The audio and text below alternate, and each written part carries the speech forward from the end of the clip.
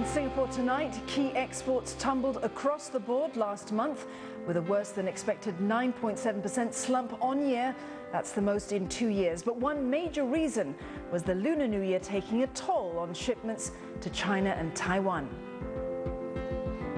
Positive results from the initial trial of a smart system that monitors senior citizens in their own homes and sends out an alert if it senses trouble.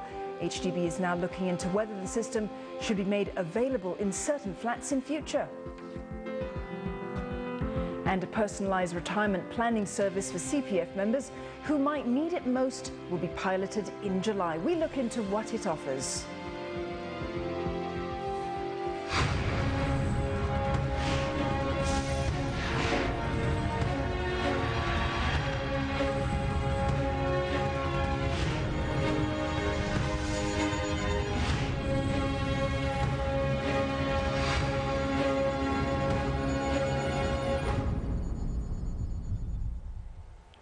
Good evening and a warm welcome to Singapore Tonight. I'm Dawn Tan. Now, all those stories are coming up, but first, an update on the health of former Prime Minister Lee Kuan Yew. Mr. Lee's condition has worsened due to an infection. Now, he is on antibiotics and being closely monitored by his doctors. This is according to a statement from the Prime Minister's office. 91-year-old Mr. Lee has been in the Singapore General Hospital since the 5th of February when he was hospitalized for severe pneumonia. On the 28th of February, the PMO said that Mr. Lee had been put on mechanical ventilation. Now, Singapore's key exports have had their weakest showing in 2 years.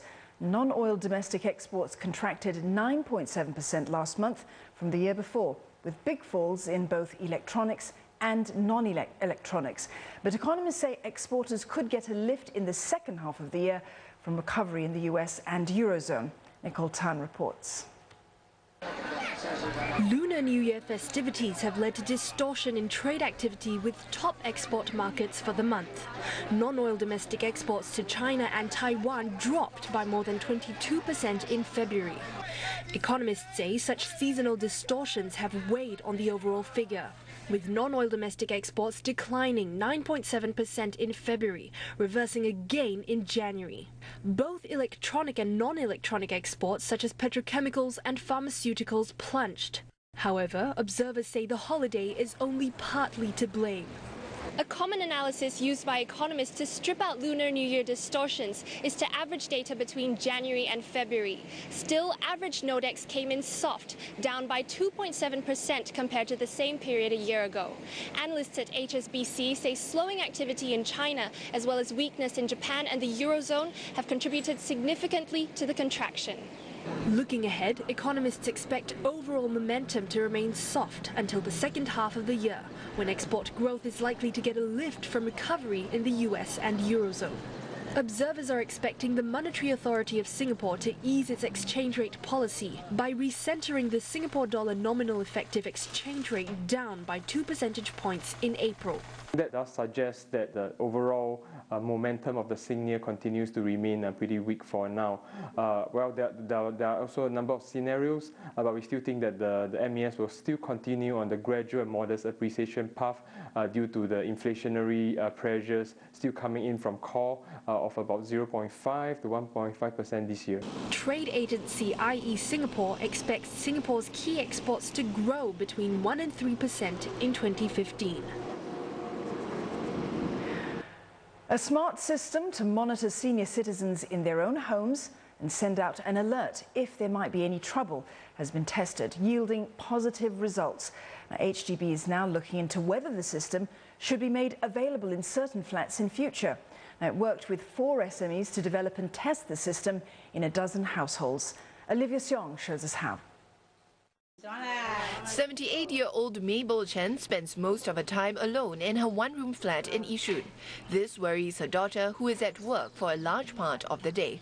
She ever felt once before, so we might worry for her that she may have a big felt or something like that during the bathing time or here and there. But there has been greater peace of mind since the smart elderly monitoring and alert system was installed. Motion sensors learn the living habits of the elderly at home, including their sleeping hours and time taken in the bath. It then monitors their movements, which can also be viewed on a mobile app. If any irregular patterns are detected, the alarm is sounded. A notification message is then sent to the caregiver's phone. With this system on, I feel so much relief. I did not need to call my mother as I went because this beeping sounds, once it peeps, I know my mother is having problems or trouble already. The system also comes with this panic button which seniors can carry around with them at home so they can alert their next of kin in case of an emergency. So all they have to do is press this button, which then triggers an SMS notification on their family member's phone, which then alerts them to check if their loved one is doing all right. According to a survey done by HDB, all 12 households that took part in the trial are supportive of using the system in their daily living. Many of them said the system did not compromise their privacy. 他说：“哎呀，妈咪啊，你不要怕的啦，可以的。”他说：“你慢慢学嘞，他以后嘞，你就知道好处在哪里。”这样叫我咯。 This is just one of the initiatives under the Smart HDB Town Framework, which was unveiled last year. HDB hopes to collaborate with industry professionals to develop a smart urban habitat master plan. It will guide the implementation of smart solutions on a town-by-town basis. Industry partners will be invited to give ideas where new smart technologies can be used in areas like water, energy, waste, security, and maintenance. With more of such technology being used, HDB is also looking at building and operating a smart hub to integrate, manage and analyze data centrally.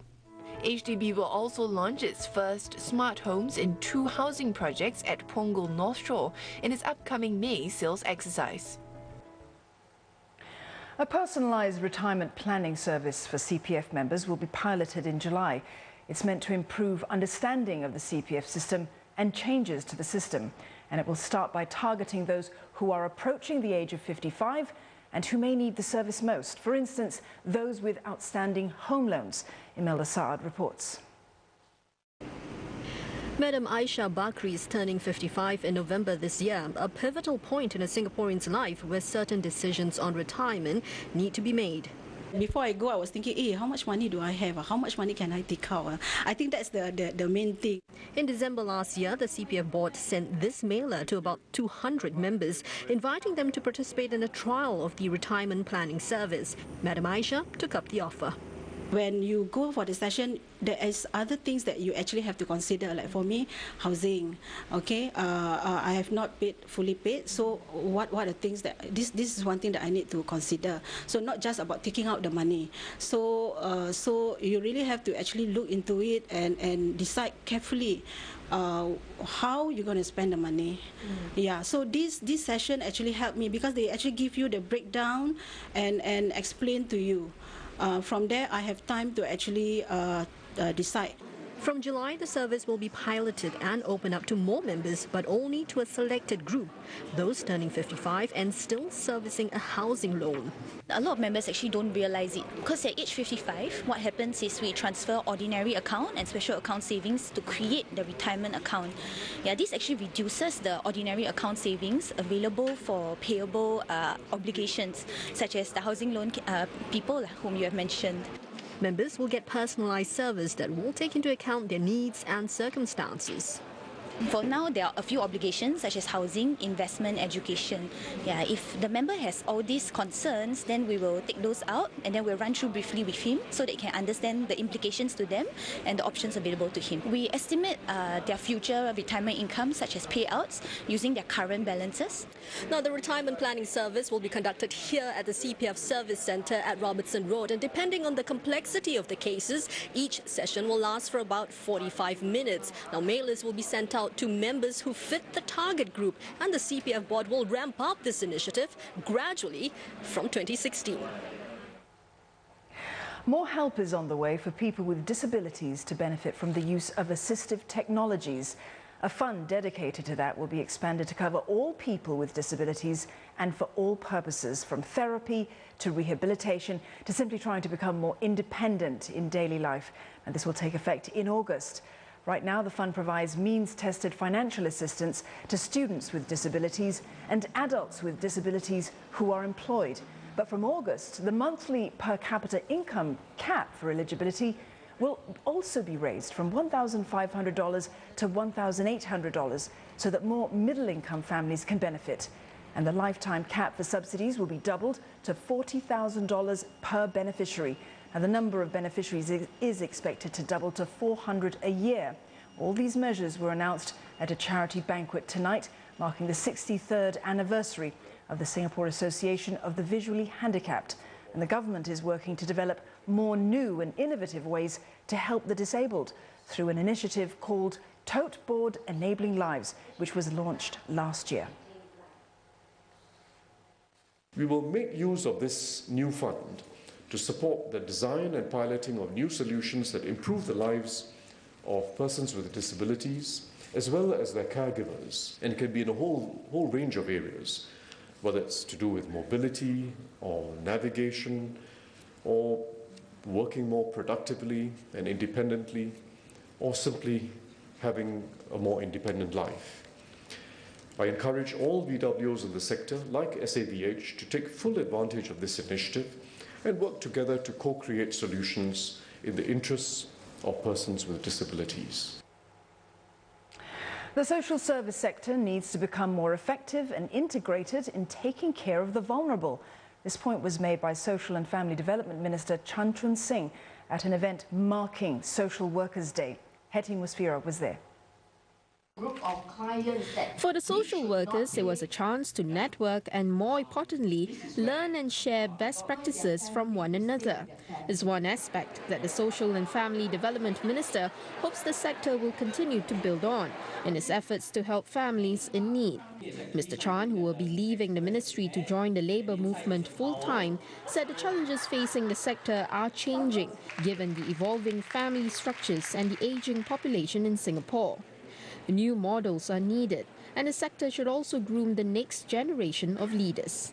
Our mark of success is not how busy we become in the future. Our mark of success is actually how able we are to preempt some of these challenges, because we have studied it, thought about it, put in place systems, regulations, community support structures so that we need not worry about the problem so much in the future.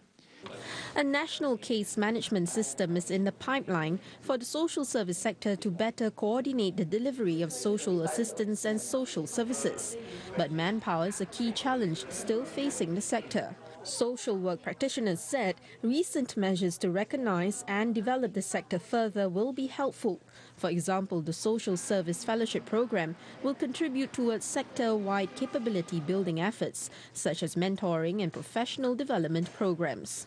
In the course of the last few years, we have seen interest in social work has gained traction because a lot more professionals, what we call mid-career changers, actually wanted to switch over to join to become social workers. So with more social workers on board, we can then better serve and meet the needs of Singaporeans more readily. Social workers can also expect higher salaries of up to 19%, as the ministry will provide more funds to voluntary welfare organizations to raise salaries from April this year. And coming up after the break on Singapore Tonight, starting a business is easy.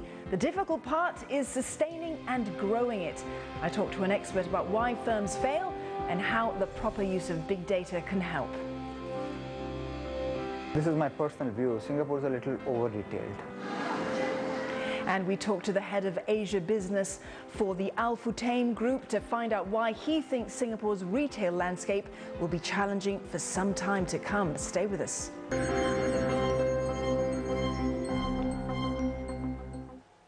Welcome back to Singapore Tonight. It's time for business news. Singapore's retail landscape is challenging and will likely stay that way for the next 1 to 2 years. Now, that's according to the head of business in Asia for the Al Futtaim Group, whose portfolio includes Robinsons, John Little and the Royal Sporting House Group.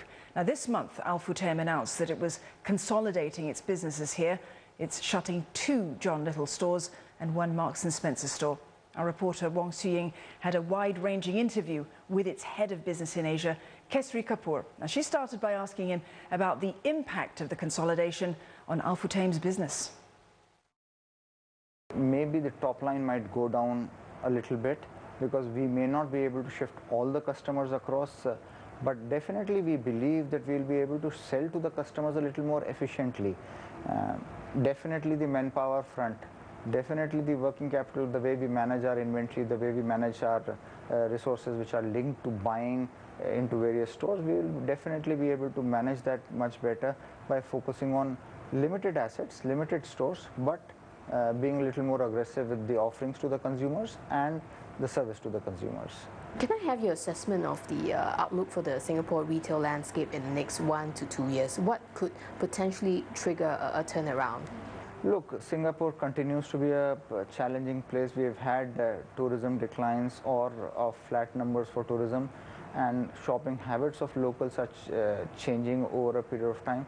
So I do anticipate that the Singapore market over the coming 12 to 24 months will be competitive and challenging insofar as consumption is concerned. So I do anticipate that we will have to swallow the medicine which is a little bitter. This is my personal view. Singapore is a little over-retailed.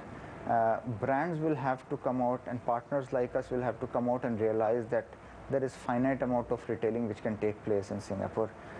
So the bitter medicine which I was talking about was more in terms of cutting down on the number of stores, physical stores, which each brand has, each concept has in Singapore. Now, if you walk about, there is a lot of repetition in Singapore. That repetition might go away. Retailers will have no choice but to make their own operations more systematic, more operational. There is no tipping point. It has to be a process. And that process will take, in my view, 18 to 24 months. So there's been a lot of talk about tapping technology, e-commerce. So what are you doing on that front?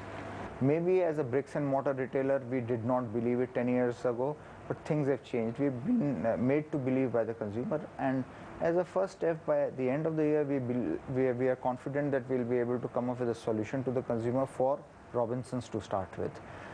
It might be a third party where we would have to go out and work with for the supply chain part of it, but some of the offers which we have in Robinsons, we'll put it online and get it across to the consumer, followed by early part of next year with Royal Sporting House and Marks & Spencer. So the government is looking at plans to rejuvenate Orchard Road. What are some ideas you think they could potentially consider to refresh this shopping belt? Now the question is that, do we have connectivity underground? I don't think we have enough connectivity. More malls should come forward and try and ensure that there is more connectivity. And secondly is there has to be a little more variety on the street. What perception Singapore is sending out is today that they are sending out it's an expensive place to shop. And I think retailers also have started realizing that. And with the Singapore dollar going down in the last few weeks, we have seen that Singapore is getting back to that competitive edge of at least the retail pricing. And we have to go out and market ourselves that it's one of the safest places to shop or walk around or live. Now, starting a business is easy. Sustaining it and growing it, not so much. Now, in fact, a recent study found that 8 in 10 businesses worldwide fail within the first 18 months. Now, big data can help prevent this if it's used effectively. And here to discuss how to do just that is the President and CEO of business modelling and planning platform Anaplan. He's Frederick Laluyo. Welcome, Frederick. Thank you very much. Thank you for having me. All right, so first, how do recent developments in big data actually present opportunities to help companies perhaps stay ahead of the pack? Well, they can stay ahead of the pack if they literally know where they want to be. So big data will give you real-time insight into, for example, where your customers are, what they're buying, their buying patterns. And if you know where you want to be, big data will give you an opportunity to stay ahead of the pack, as you said. Right, so what's the adoption rate then for this amongst businesses?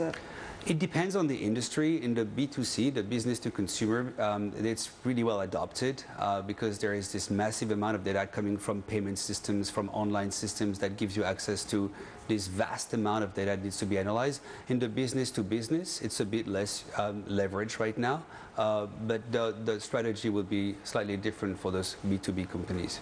Right, so there's data analysis, but it depends on what you do with that, Correct. that data at the end of the day. So what are some of these companies actually doing wrong, the ones that do use it? I think the challenge with data is that it can be completely overwhelming. You can be stuck in what we call analysis paralysis, and you try to define your strategy within a big data set. The advice that we always give is define your strategy, as I said before, find your path, and then leverage the data to help you get there, and not the other way around. Is that something that we're seeing with SMEs, particularly this sort of overwhelming collection of data, they're just not quite sure how to use it? I think it's equally good and bad, an opportunity and a threat for SMEs and large enterprises. True, in large enterprise, they will have more ability to get the technology and access to the data scientists, the people who actually analyze the data in real time. But SME can access that through a service. A third-party provider can give them access to the data that they need, or the analysis that they need. So overall, I think the danger and the opportunity are the same. So perhaps, Frederick, perhaps you can share, have you any sort of good examples of those companies that have used it to great effect? I mean, in the retail, I know there is a convention right now in Singapore in the retail where you can literally, when you're buying a pair of jeans, the retailer can identify when is the last time you bought a T-shirt, and in real time offer you the opportunity to present you with a special offer, a coupon, and all these kind of things that can really have an impact on how consumers are going to buy or not, the product and services that you have in front of them. So that's the real-time big data analytics is very powerful as an example. So do these tend to be sort of high street shops or perhaps luxury brands? It could be anything. It could be a high street shop, it could be a record store, it could be an online platform, basically analyzing your patterns, knowing where you've been, what you bought before, and giving you the opportunity to get a special deal for this specific item. That happens every day now. You don't see it very often. You don't feel it. It's there. It's happening every day. Right. So, for those companies that perhaps are not using it, so small and medium enterprises, for example, what can actually be done to help them use it better? It goes back to my previous point. They literally have to define where they want to be, and then once they understand the problem they're trying to resolve, then they need to understand how can data help them get there. Start small, take baby steps, but take them fast. That would be my advice, instead of trying to boil the ocean with this massive amount of data that can be completely overwhelming. So is collecting all this information, data analytics, is it expensive? I mean, what's it going to cost to a company to actually delve into this? There are two different levers of cost. One is the data itself. Collecting the data can be an expensive process. Then they need the infrastructure to analyze it, and more importantly, you need the people. And having the data scientists, the statisticians who can actually dive into this data set and provide you with actionable items, that can be quite pricey, yes. All right, thank you so much for coming in to share those perspectives with us, Frederick. I've been speaking to Frederick Laluyo of Anaplan, CEO of Anaplan. Thank you for having me. All right, now moving on, Singapore is pushing to get workers to acquire deep skills, and that could leave some workers at risk of becoming unemployable if certain manufacturing activities move out of the country. That's the warning from the Singapore Manufacturing Federation, though at the same time, it welcomes the move to help mature workers level up with more training subsidies. Dylan Lowe has this report. A 20% pay raise. Engineer Kenneth Koh got that after completing a Master Craftsman program supported by the Workforce Development Agency. The 43-year-old now leads the entire manufacturing engineering unit at his workplace and is grateful the company sponsored his training. It has also helped me to build up my confidence in communicating ideas and concepts to my team members. I used to be a hands-on guy, but now I'm in the managing role. Kenneth's training got him a specialist diploma in precision engineering from Nanyang Polytechnic, which costs $27,200. With the government's enhanced funding support for mature workers aged 40 and above, who are professionals, managers, executives and technicians, subsidies for approved courses have been enhanced up to 90%. The remaining cost of Kenneth's diploma then is $2,700, which can be partially covered by the $500 Skills Future credit Singaporeans are getting. Kenneth says he loves his job and has a passion for it. With the skills he has acquired, he intends to continue staying in this line and become even better at what he does. The government wants more workers to follow Kenneth's example, that is, acquire deep skills and contribute to that sector. But others may not be as fortunate as him. The Singapore Manufacturing Federation says certain segments involved in electronics and metalworks have seen companies shifting out of the country. So workers may be left with outdated skills incompatible with the evolving manufacturing landscape. A lot of them do not have diploma or degree, but they really work in one particular job for 20 years, 30 years, 40 years.